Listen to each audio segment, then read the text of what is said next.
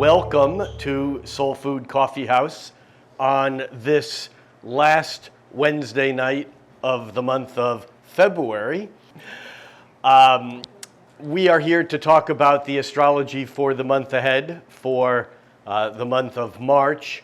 And as I often say, it's an interesting month, and I think it'll present us with some movement finally from the past, from this black hole or vortex that we've been stuck in. But as per usual, before I jump into the astrology for the month ahead, I'd like to spend a few minutes telling you about some of the upcoming events that I have. For those of you who are watching online and don't want to listen, don't listen. Scroll ahead. But this is my chance to share with you some of the events that I have coming up. Depending upon where you are, the month of April, on April 9th through the 11th, 9th is a Thursday night, the 11th is a Saturday. I'll be doing a lecture and workshop here in Seattle for the Washington State Astrology Association. And you can get more information about that by going to WA for Washington, WAastrologers.org. And I'll tell you more about what I'm talking about in that April meeting at the end of March when I am back here. On April 16th and the 18th, I'll be lecturing and teaching in Boulder, Colorado for ROMA, the Rocky Mountain Astrologers. And that'll be it's a good group, it's a good gathering. If you're in the Denver or Boulder area, you can check out by going online to romaastrologers.com. And now for something completely different. 3 years ago in May, I attended and spoke at a conference in Costa Rica that was hosted by Kai Pacha, who is doing it again. Astrology Rising 2020 is going to be one of the most amazing conferences ever, as was the one 3 years ago. Astrology Rising is a unique gathering of like-minded souls that are coming together not only to explore what's happening in the world through astrology, sound, movement, and even nature, but also to create new relationships that can last a lifetime and to actually create the future. The thing is that this conference is being held on a beachfront on the Pacific side of Costa Rica, in Guanacaste, Costa Rica, and it's May 5th through the 12th. It's going to be an intense and powerful week that's going to include ceremony, music, drama, yoga, experiential, and a full day of sailing with chartered sailboats for everyone. It's just going to be a whole lot of fun. And there is a limited number of spaces. So if you're interested, go sign up or check it out. NORWAC is the annual astrology event here in Seattle. And NORWAC is May 21st through 25th. I'm mentioning it, but if you haven't already registered, tough. It's sold out. It's a magnificent, wonderful event, and it's been growing by leaps and bounds. And if you are already registered, I will see you there. If you're not, well, next year, register earlier. On June 5th through the 7th, I'll be teaching in Toronto, and that'll be a Friday night, all day Saturday, all day Sunday weekend intensive. And the curriculum for that weekend is online at astrologytoronto.com. That's June 5th, 6th, and 7th. In July 9th through the 13th, is the Great Lakes Astrology Conference, and that's in Ann Arbor, Michigan. This is a lovely regional conference that's been growing year by year, and you can find out more about that at greatlakesastrology.com. I'll be doing some lectures there, and I'll be doing an all-day workshop as part of that conference also. Then, on July 26th through the 31st, I'll be doing my annual summer retreat at Brighton Bush Hot Springs. You can find out more about that by going to brightonbush.com. That's BREITEN, bush.com. And that's in Central Oregon. It's a magnificent resort, hot springs environment, off the grid, no cell phone, no telephones, no internet. Hot tubs, astrology, 3 good vegetarian meals a day. It always sells out. If you're interested in coming to that, register soon because that's limited enrollment. There's usually about 25 of us, and it will sell out. That's Brighton Bush on July 26th. Then on August 7th, 8th, and 9th, I'll be participating with a few other astrologers, and that's going to be at the Omega Institute in Rhinebeck, New York. And the Omega Institute is a magnificent facility, and we're very privileged to have a weekend astrology event called Astrology, Consciousness, and the Great Shift. And you can find out more about that by Googling Omega Institute or going to the link. Then, September 10th through the 14th is the Astrology Conference of the Year. Or let's say the largest astrology conference of the year, and that's ISAR, the International Society for Astrological Research. Its conference is in Denver. Actually, it's in Westminster, which is between Boulder and Denver. And there'll be 130 lectures over 5 days.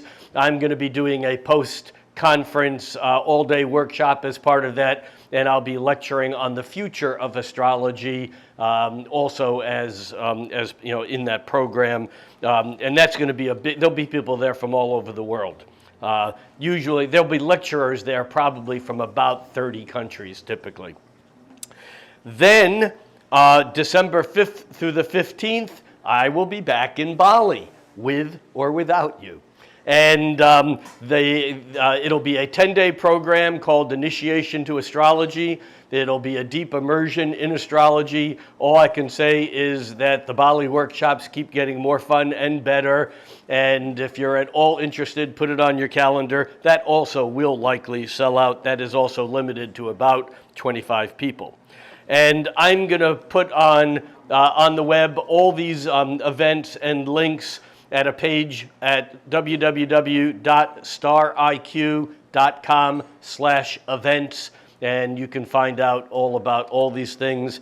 And for those of you who are totally disinterested in all these things, it's over. And thank you. All right. So every month, I stand up here and try to make sense out of what's gone on recently and try to make sense out of what's coming up. And from an astrological standpoint, there really is no difference between the past and the future, as odd as that seems to us, because we've lived in the past already and we have recollections, and yet when we look forward, we don't have recollections yet of what will happen over the next month. But from an astrological standpoint, I'm just spinning the dials of the planets and making stuff up. And I'm making stuff up the best I can based upon very real archetypes and images. But I'm always surprised at how things play out compared to how I talked about them when I talked about them prior to them happening. I'm thinking in particular right now of the Saturn-Pluto conjunction, which occurred in mid-January. It was exact on January 12th, 2020. And we astrologers have been talking about that for years. In fact, we've really been talking about it since the last event of a Saturn-Pluto conjunction or opposition, which was the first bombing of the World Trade Tower in September of 2001. And I'm not going to talk about this a lot for two reasons. One, I've talked about it on a lot of other talks, and you can find full lectures on this on the internet, even on my YouTube page if you're so interested. But more importantly, it's already passed. However, it's important to understand that astrologically, even though the event is technically in the past, the events are still unfolding. Because when it comes to large-scale cultural events like this, it's like saying that the first day of winter, December 21st, is the coldest day of winter. It's not true. It takes a while for things to catch up because there are things in play that don't finish playing through. And often the events that are attached to these slower moving planetary cycles, like Saturn-Pluto conjunctions and oppositions, often they take weeks, months, and even up to a year or so for them to play through. Now, we do have some really strong clues, and January was full of significant events. Remember, when we're talking about the Saturn-Pluto conjunction, we're talking about in the 16th century, in the 14th century, the bubonic plague. The plague in Europe was tied to a Saturn-Pluto conjunction. And if that makes you feel uncomfortable with all that's going on with the coronavirus, I don't have anything to say other than maybe it should. And the coronavirus is a story unto itself that will unfold over the days, weeks, and months ahead. But I think in the long term, it's really less about this particular virus than it is about the governmental response of how do I want to say this, of institutional control and what might happen in cases of quote-unquote national emergencies. That's all I'm going to say about this right now, but we will keep our eye on that because the outbreak was so closely tied to the exact Saturn-Pluto conjunction. Of course, we also had fiascos in our own government, an impeachment and an innocence that was declared without any evidence at a trial. We had the formalization of the downfall or the breaking up of the European Union. That was very close. These all occurred within days of the actual eclipse that occurred just 2 days prior to the actual Saturn-Pluto conjunction on January 12th. So we had the breakup of Brexit. We also have tension building and not resolved that's tied to previous cycles of this same pattern, both in Hong Kong with China and in Pakistan or Kashmir with Pakistan and India. And so we're seeing these tensions that are not really resolved.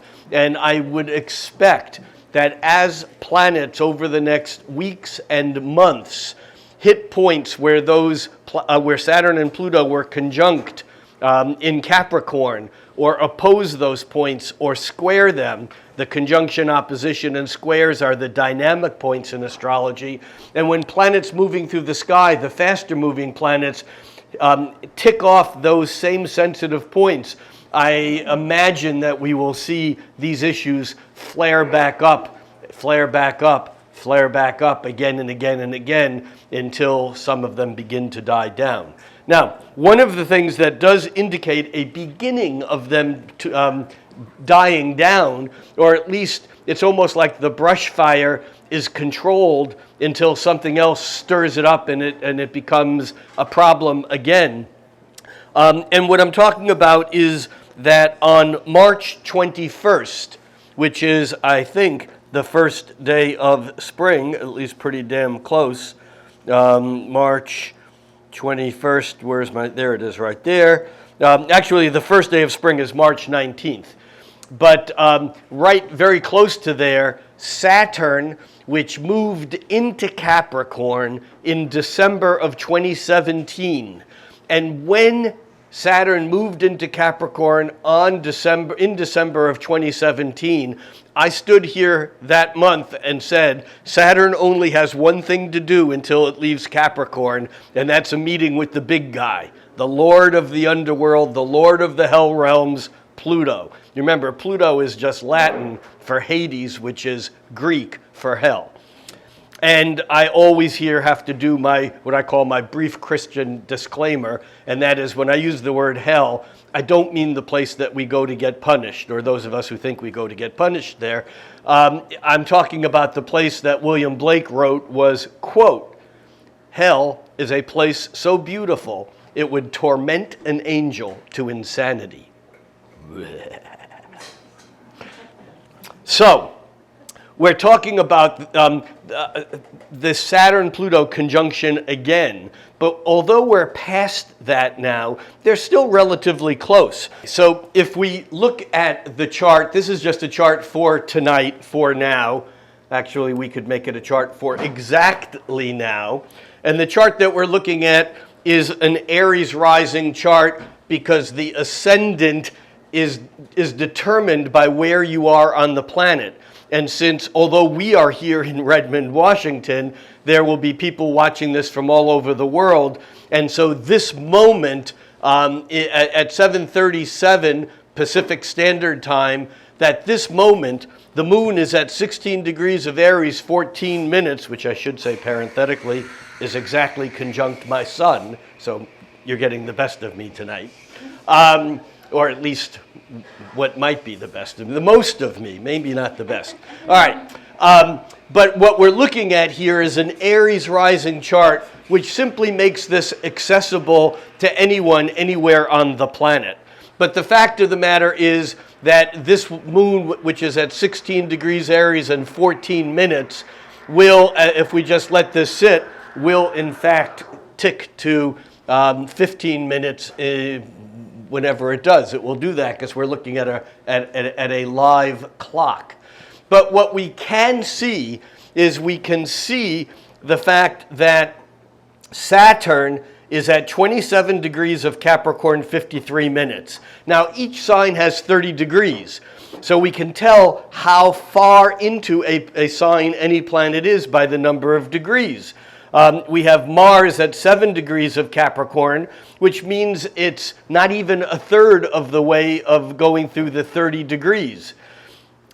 Saturn, on the other hand, had moved into Capricorn in December of 2017, and Saturn takes about 2.5 years or so to move through a sign, and it varies a little bit because all the real planets do retrograde motion. We'll talk about Mercury retrograde in a few moments because it is now. It is retrograde now. But what I'm looking at right here, just to get a sense of March in its entirety, is the fact that on, what was the date? On March 21st, Saturn will go from 29 degrees, 59 minutes of Capricorn to 0 degrees of Aquarius. Now, it turns out that the signs are actually the cusps or edges between the signs are sharp. And so the difference between a 29-59 degree Aquarius, 29-59 degree Capricorn Saturn and a 0 degrees Capricorn Saturn is really a world of difference. It's like stepping from one country or one world into another.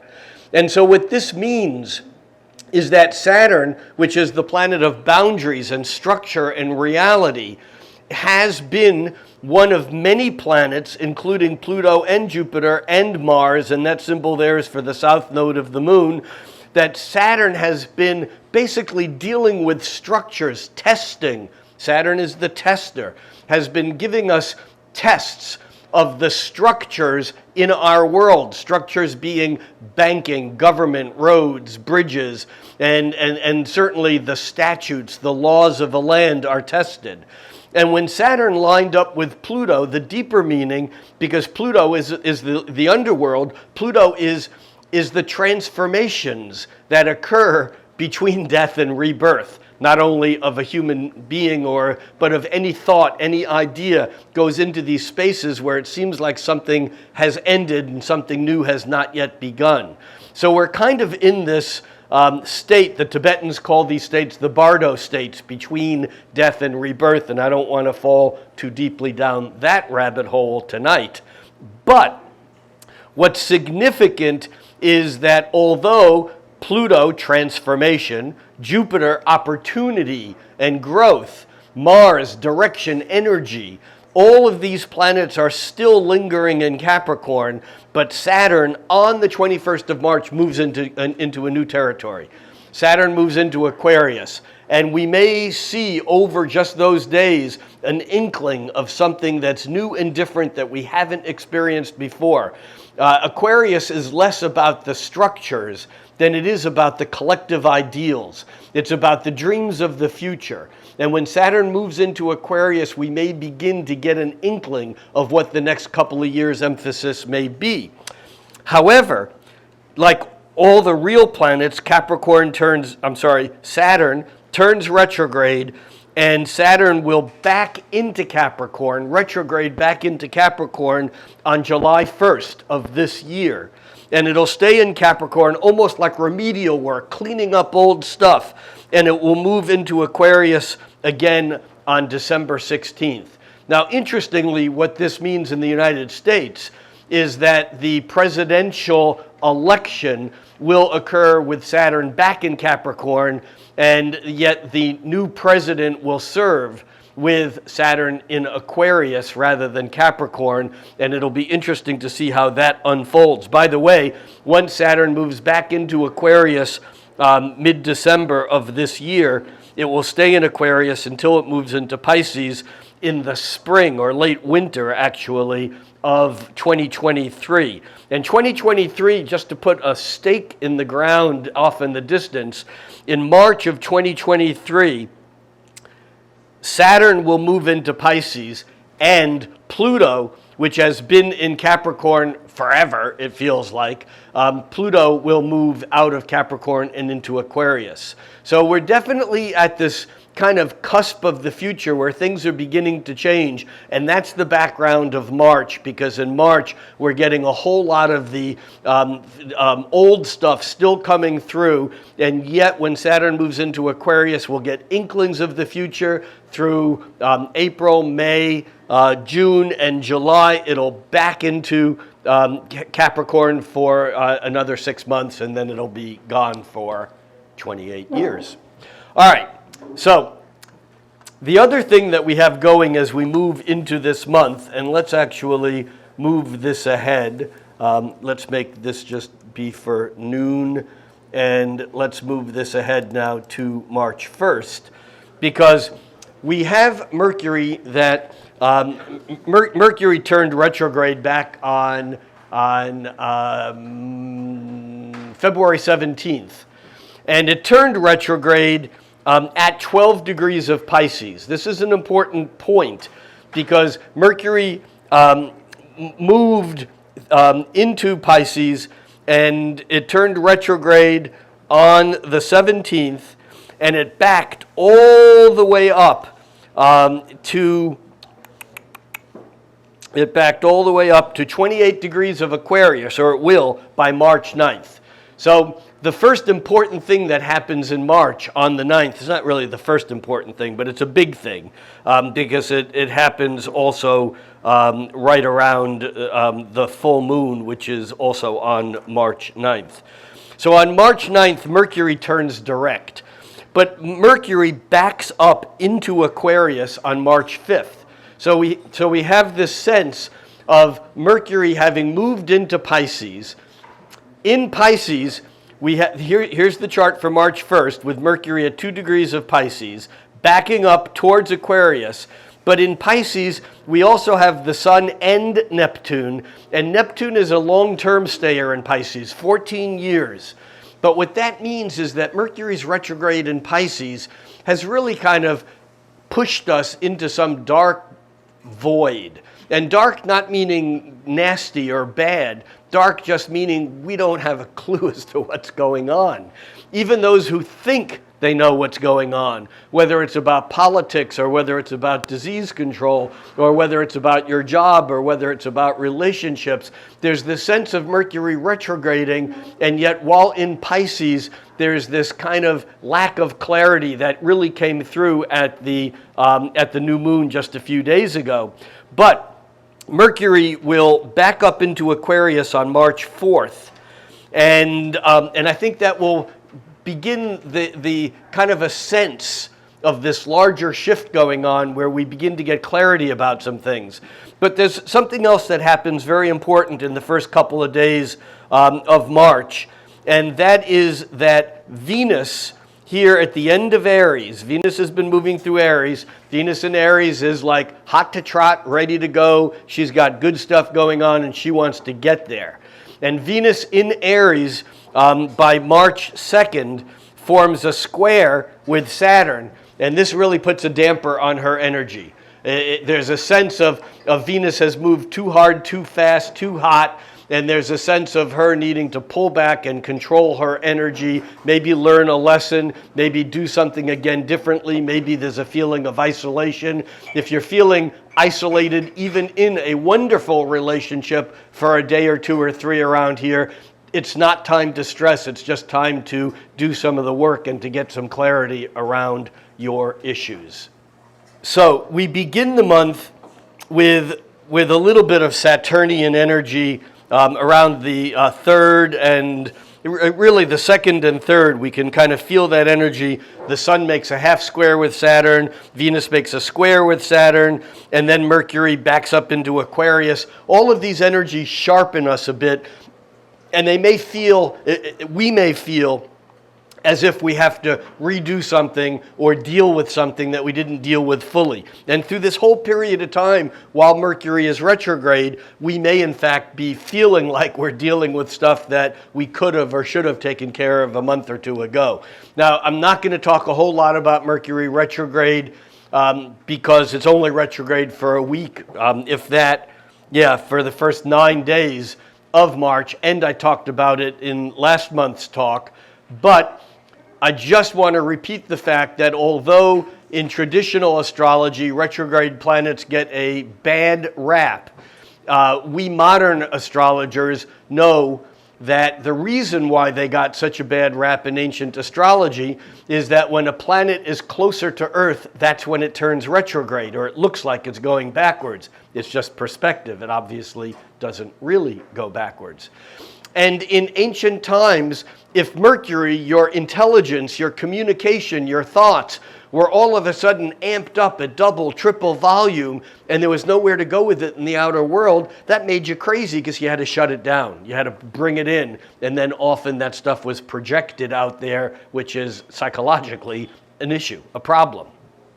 In modern astrology, when a planet goes retrograde, the energy is intensified, which can be difficult. It's like driving during rush hour.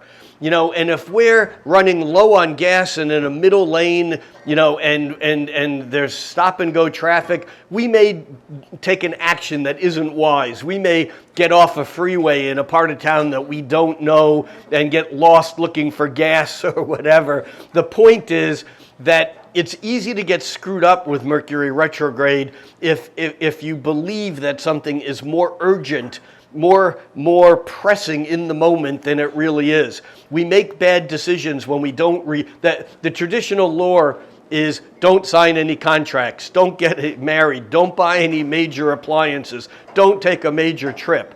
Well, that's stupid.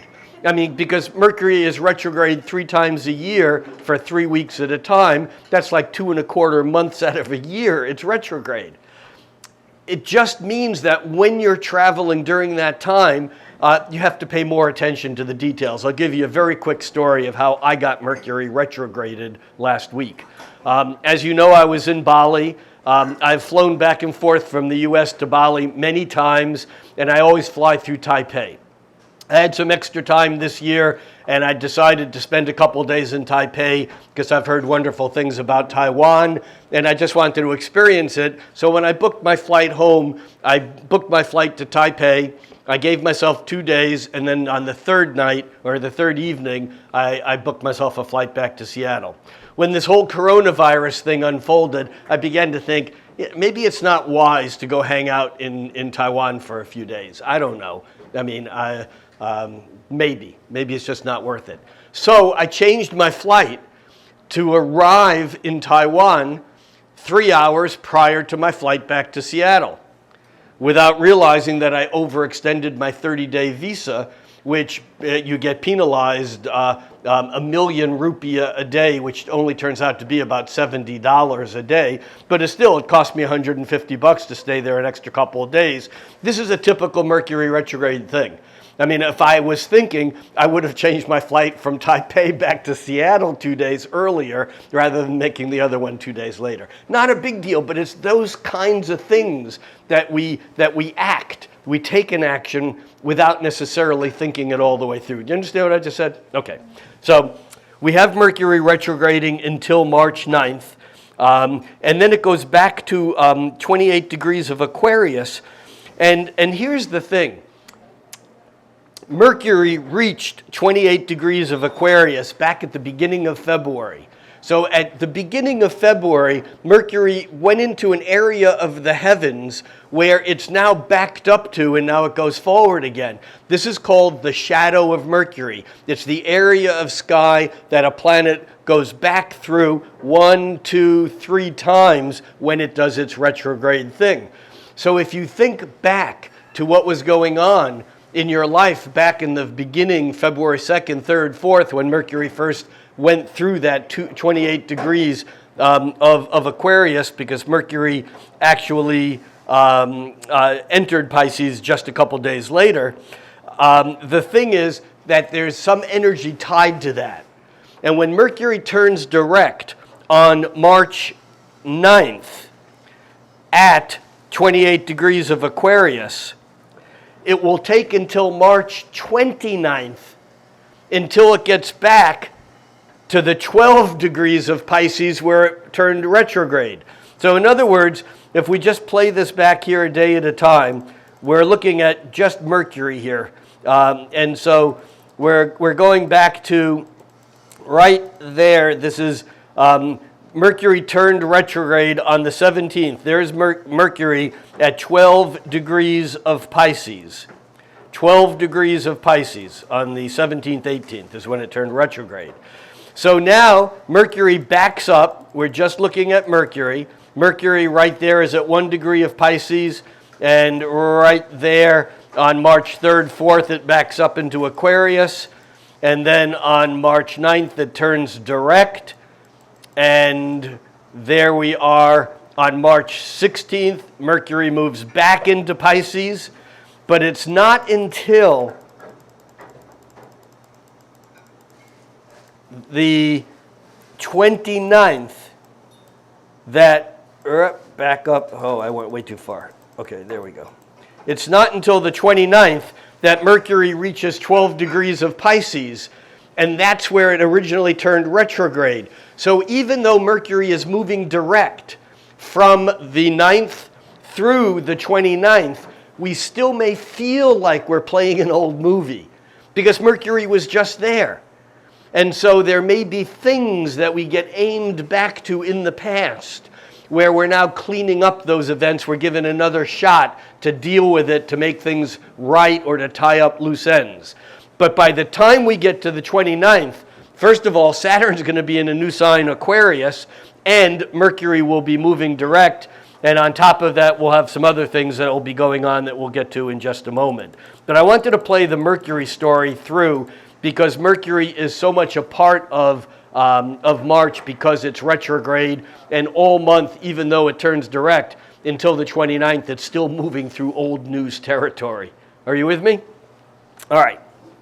So, other planets that change signs. On March 4th, Venus, which has been moving through Aries, on March 4th, there we go right there. There's Venus down here, 27 degrees of Aries on March 2nd, 3rd, 4th, and late on the 4th, before the 5th actually starts, Venus moves into Taurus. Now, Venus likes being in Taurus. It's her home sign. Taurus is a Venus sign. Venus in Taurus is sensual. Venus in Taurus is simplistic and just likes to have things pleasant. I sometimes say with Venus in Taurus, if you take care of the senses, then everything else will take care of itself. It's just like, you know, it's nice sheets, good music, some money in the bank, good food, a roof over your head. It's taking care of basic needs. And so Venus is at home in Taurus and normally very placid, bucolic, kind of like pastoral even, just like easygoing. However, we have Uranus in Taurus for the next 5 years still, and Uranus is at early degrees of Taurus because Uranus backed all the way up, had turned retrograde. And what that means is that when Venus gets to Taurus, she's going to immediately encounter Uranus. So this is an other than normal Venus in Uranus. This is an other than normal Venus in Taurus, because when Venus gets near Uranus, she gets excited about things that are new and different, very un-Taurian. Have any Tauruses in the room? Or, does this make sense to you, what I'm saying? I mean, it's not that Taurus people can't be edgy. It's just that they like it when things are going in a way where they know where they're going and they know when they're going to get there. So when Venus moves into Taurus, you may not know. Things may not be as simple as you would like them to be. And I'm just going to run this ahead a little bit so you can see here that by March 7th, 8th, by March 8th, actually, Venus catches up with Uranus and then moves ahead of it. So that first week of March, once Venus has moved into Taurus, we may find ourselves either agitated because the status quo doesn't seem as fulfilling as we would like it to be, or we may be really excited about the potential of doing something new and exciting and different. Then here's the thing, is that, I've said this many times from the stage, but when it rains, many people, someone going to the beach to suntan is going to be really bummed because that weather is not good for them. But if you were planning on staying home and making a fire in the fireplace, a rainy day is like perfect. If you're a duck, a rainy day is magnificent because all those damn humans aren't at the beach. You get the run of your territory without the interference. So Venus conjuncting Uranus in itself is a very predictable pattern, but how we react to it can be very different. One person might react to it by pulling back and being frightened or being annoyed at the distractions or just kind of being hesitant, fearful. And another person might go, yes, I'm going bungee jumping, skydiving, or something crazy today, because it just depends on how we relate to that Uranian energy and the Taurus energy. So that is March 4th. And I think that actually March 4th, 5th, 6th, 7th, all the way up until as we get to March 8th, the energy changes. But those days are, I don't want to say annoying, but there's energy those days that are half squares. They're anxiety producing. There's a bit of on edge for all of us. And again, someone might like that feeling because they're so productive. But those days are a bit edgy. By the time we get to March 8th, we're looking here at the sun moving through Pisces. Pisces is the diffusive sign. It's the swamp. It's the refuse, garbage disposal place where everything gets recycled, and by the time it moves from Pisces into Aries, it becomes reborn. But the magic isn't in Aries when it becomes obvious, the first moment of spring. The magic is in Pisces, where that transformation happens, where there are no boundaries and everything is part of everything. Pisces is dreams, it's the imagination. Pisces is illusions, but illusions aren't necessarily wrong. An illusion can be factual over time, because it's actually illusions that lay the scaffolding for us to build reality on. Because it's our dreams and our illusions. William Blake wrote, what is now proved was once only imagined. So Pisces is that imagination. Neptune is the planet of imagination, and Neptune has been in Pisces for about 8 years already, and it's going to be there for about another 6 years or so. And during this time, we've had the advent of fake news. This is Neptune in Pisces. Is this what is real? But as the sun gets closer and closer to Neptune, and it lines up with the sun exactly on the 8th, you can see right there on the 7th and 8th how the sun and Neptune change positions. The sun catches up to Neptune, and this can be fantastic. This falls on a weekend. Yay. I mean, this is a day for writing poetry, listening to music, going to the movies, getting lost in a book, hanging out with someone you really like. It's not a day for writing a technical manual or for installing new software because Neptune and the Sun together basically highlight that area of the world, of the realms of consciousness that are dreamy, that are fantastic, fantasy, that are beyond the three-dimensional world and are not very, what's the right word, specific. Now, the other thing, though, that happens is that Mercury, which turns direct just a day later, Mercury will move back through Pisces over the next few weeks. So we're not done with the Piscean energy. But I think that March 7th, 8th, 9th, when the Sun is so close to Neptune, that there's going to be some real stuff going on. And then we need to stop at the full moon at 10:47 a.m. We could back this up a little bit here, a couple of hours.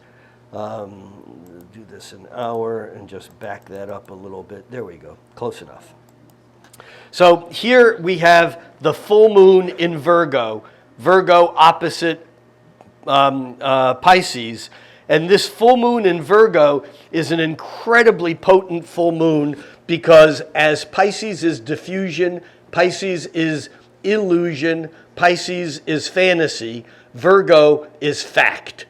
Virgo is analysis of what's useful and what's true.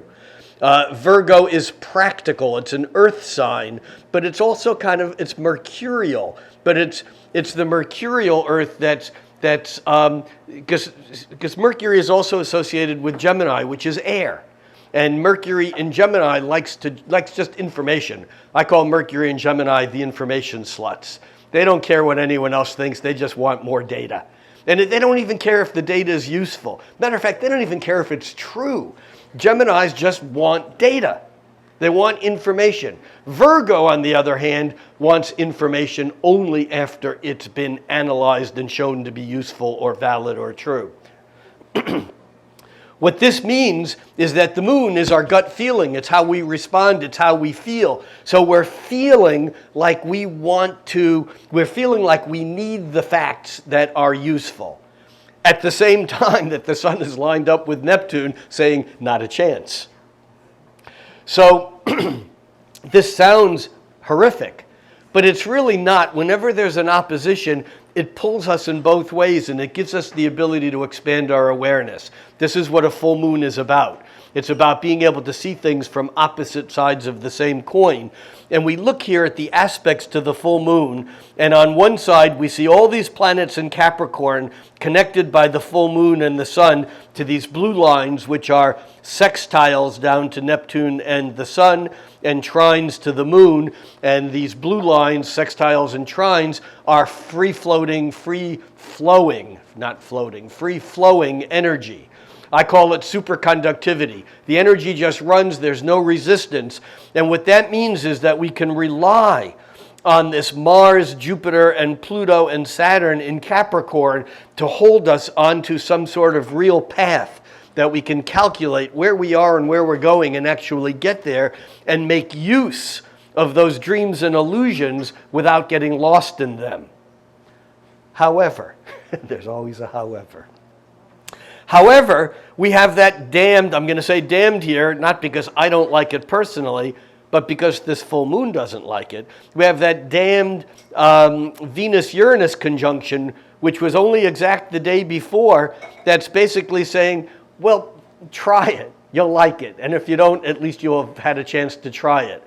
This is destabilizing, and it's destabilizing in a way that might give us the answer that we need. In other words, the answers that we need to the problems that we may be experiencing actually may come from shaking things up a little bit and doing things that are out of the box, unconventional, or things that we've never done before in a way that actually moves the energy and then gives us someplace to go. So I find this a very fascinating full moon. Rarely do you get a full moon where the energy is so clear on one side and so muddled on the other, including even the trines on one side. And this Venus-Uranus conjunction is half a square to the Sun-Neptune, and a square and a half. A semi-square, that's 45 degrees, and a sesqui-square, 135 degrees to the moon. So it's really interesting. I find that a very fascinating day, and we'll see how that plays out, especially because Mercury is stationary and turns direct that day also. Over the days ahead, we have a few nice aspects. We have the Sun forming a sextile with Jupiter, on the 14th. We're doing this by hours. Let's go back to by days. There we go. So on the 14th, we have, on the 11th, actually, we have the Sun sextile Jupiter. On the 14th, we have Mars sextile Neptune on the 14th. And then on the 16th, we have Mercury moving on into Pisces, Mercury having turned direct and into Pisces. So I think what happens over these days is that we see glimpses of what the possibilities are, and we begin to untangle whatever the messes are from what we created the days around the full moon when perhaps things were a bit confused. The 19th is an interesting day because on the 19th, the Sun forms a sextile with Saturn. The Sun at 29 degrees of Pisces and Saturn at 29 Capricorn. 29 degrees is an unstable degree because things are about ready to change. The Sun actually moves into Aries just a few hours later at 8:49 p.m. That's Pacific Daylight Time. The Sun moves into Aries. This is the Spring Equinox. But prior to that, we get that sextile from Saturn, which gives us ground that we can stand on. It feels stable, and then we move into something new. It's an interesting dynamic because it gives us a clean ending to something, but Aries, like all the cardinal or season-starting signs, start something new. And so when the Sun moves into Aries on March 19th, followed by Mars catching up with Jupiter just the following day. Mars is the planet of Aries, and Mars, there we go right there, Mars is the planet of energy, of assertion, of aggression, of direction. Jupiter is opportunity, it's expansion. Mars and Jupiter get along really great, except they can talk themselves into something that maybe can be too much. Because Mars and Jupiter together are enthusiasm. And the word enthusiasm comes from the Greek entheos, with God, meaning that there's no resistance. The energy is just flowing. When someone is enthusiastic, they're channeling without anything, as an intermediary. They're just running the energy.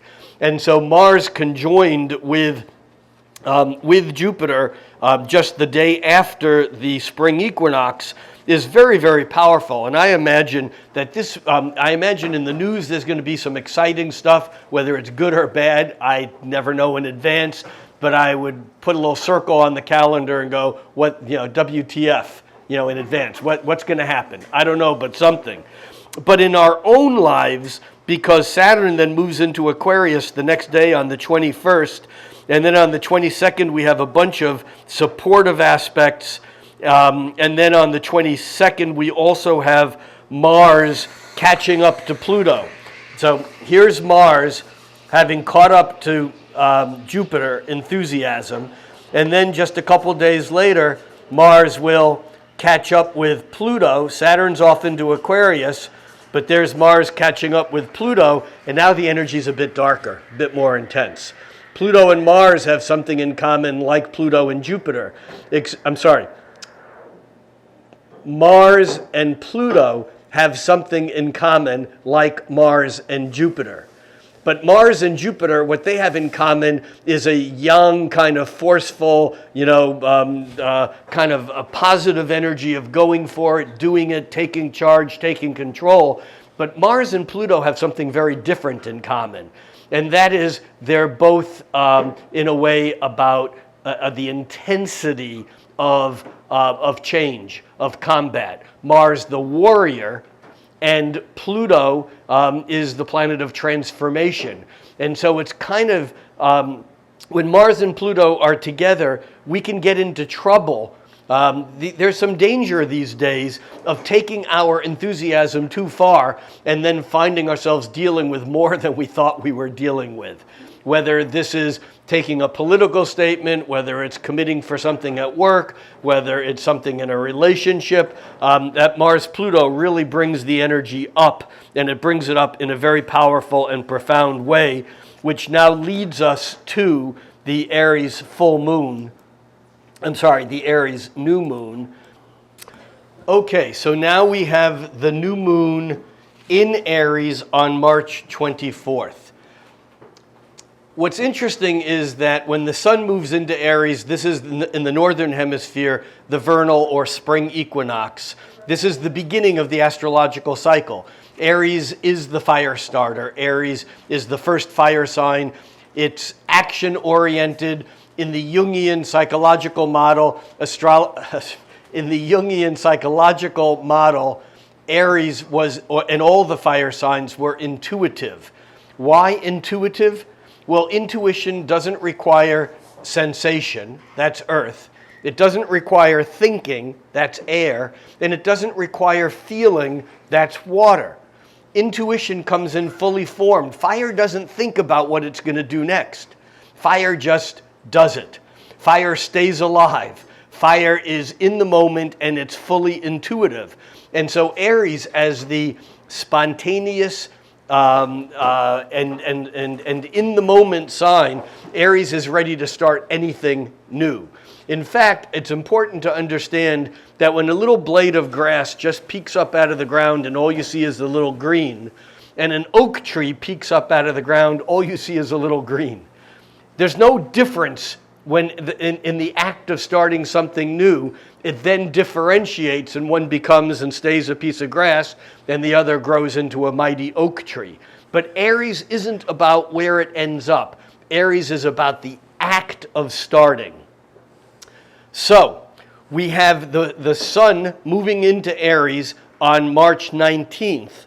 But then on March 24th, when the moon moves into Aries and then lines up with the sun, that is really kind of the new beginning. Because when the new moon is so close to the vernal equinox, it's like a double whammy. And I'm coming back to the fact that we have Mars running through a conjunction with Jupiter and Pluto, and then we have this the vernal equinox and the moon, the new moon in Aries. These are powerful days for creation. If you are a creator, ride this energy while you have a chance, because it's not only going to die down, it's going to hit a wall. And that wall it hits is very profound and powerful. It's the wall of Saturn. And remember, Saturn has moved on into Aquarius.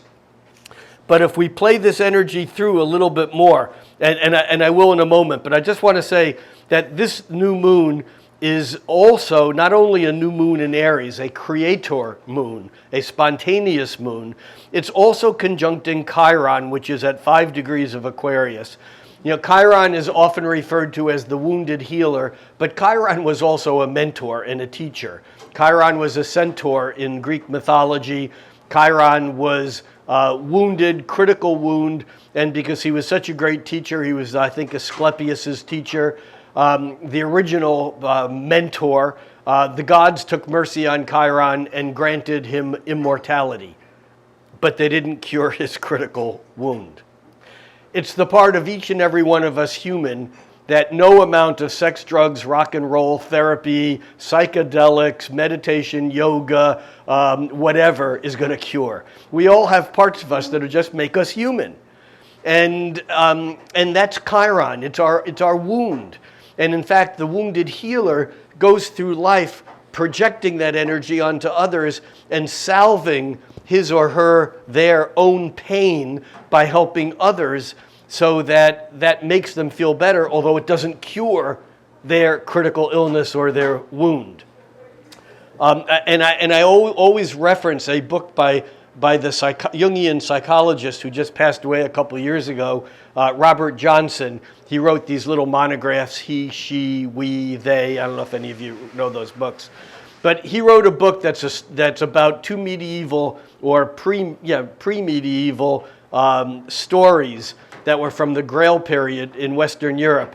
And the name of the book is The Story of the Fisher King and The Story of the Handless Maiden. One from a male, one from a female point of view.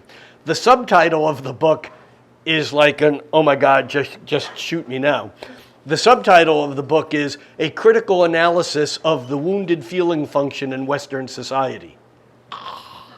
A critical analysis of the wounded feeling function in Western society. That's Chiron. So we have this creative new moon in Aries, but it's conjuncting Chiron. And this, in some ways, is about confronting and pushing through, not being brave, but being courageous. Because you can be scared shitless and still be courageous. That's different than being brave. And being courageous when it comes to facing our own shortcomings, our own wounds. And not only that, but those in others around us, because Chiron is also about forgiveness. It's about vulnerability and the process of opening up and being real even when it hurts. This new moon is incredibly powerful because of that. And we also have during this time, we have Venus at home in Taurus coming into trines with Jupiter, Pluto, Mars, and Saturn over the days ahead. And that really gets us on to the end of March and beginning of April. Venus trines Jupiter on March 27th, trines Pluto on March 28th, and doesn't hit the Mars and Saturn until next month. But here's the other key piece in all of this. And that is, and I alluded to this a moment ago, that we have this incredibly powerful, proactive, forceful, enthusiastic, moving into the future energy around those first days of spring. And then Mars clearing from the conjunctions with Jupiter and Pluto. As Mars moves ahead, Mars actually moves ahead, and it moves from Capricorn into Aquarius right there on the last day of the month. Mars moves into Aquarius on March 30th, and by the morning of March 31st, Mars is lining up with Saturn. And this is a rude ending to a pretty magnificent month. What do I mean by rude? Well, Mars is the gas pedal. It's how we go forward in life. Mars is martial.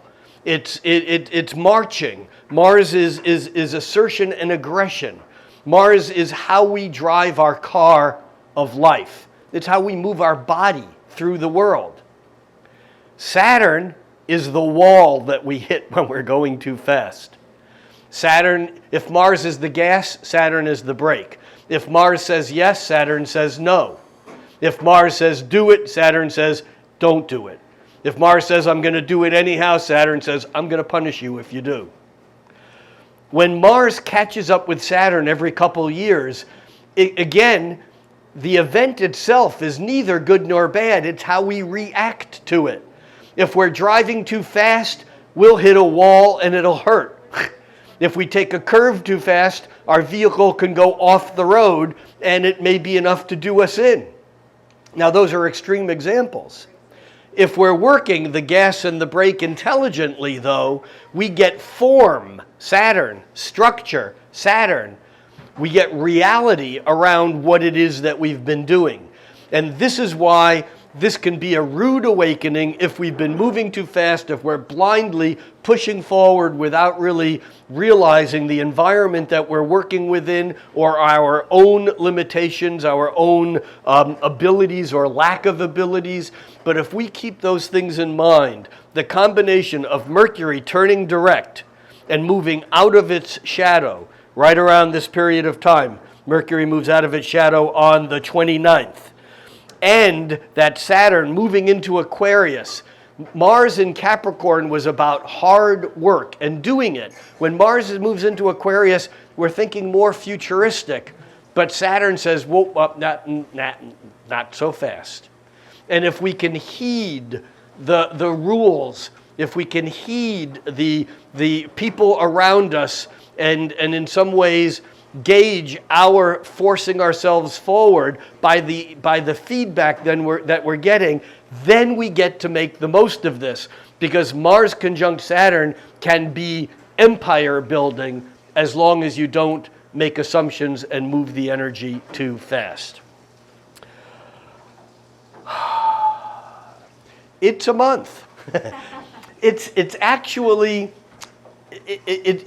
to me, it feels different than maybe even going back to October, November, December, January, February. I mean, each of those months had their own flavor. But I think that by the time we get into and really into March, it feels like we're doing something different, and it feels like, and by the end of the month or toward the end of the month, we're really moving ahead. And if we don't make too many assumptions and don't barrel ahead too fast, I think this is a really formative time for the entire year ahead. So go out there, do what you need to do. And thank you all for your intention and your indulgence. And that's it for now.